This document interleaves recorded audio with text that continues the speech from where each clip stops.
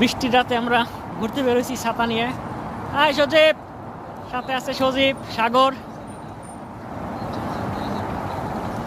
দিনে ঘোরার সময় পাই না, রাত্রে বেরোইছি।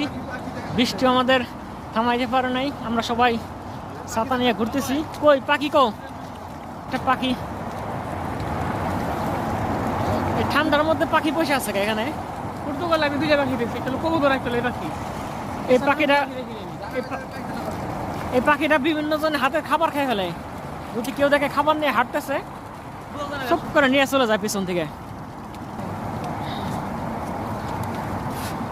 বৃষ্টির দিনে হাঁটতে ভালোই লাগতেছে।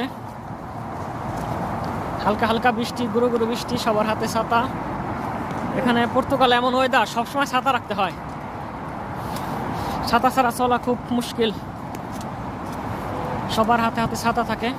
যে কোনো মুহূর্তে বৃষ্টি চলে আসে। দেখা গেছে হঠাৎ রোদের মাঝখান থেকে হঠাৎ করে বৃষ্টি চলে আসে। ওয়েদার খুব বোঝা যায় না, এর জন্য সবাই এখানকার ওই ম্যাপ দেখে চলাফেরা করে, ওয়েদার আপডেট দেখে কখন বৃষ্টি হবে না হবে।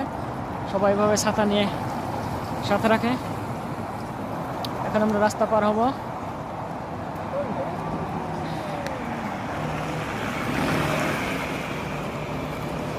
সজীব বলো, কেমন লাগতেছে ছাতা নিয়ে ঘুরতে? দারুণ লাগতেছে। হ্যাঁ? সিগন্যালে তাকিয়ে আছি, তবু বোরিং লাগে না, কারণ এখানে লং টাইম আটকা রাখে না, একটু পরে ছেড়ে দিবে।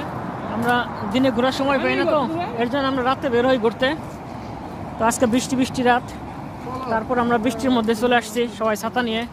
ঘোরা মিস দেওয়া যাবে না, কি বৃষ্টি হোক ঝড় বৃষ্টি যাই হোক, যে কোনো ভাবে ঘুরতেই হবে। সেটাই।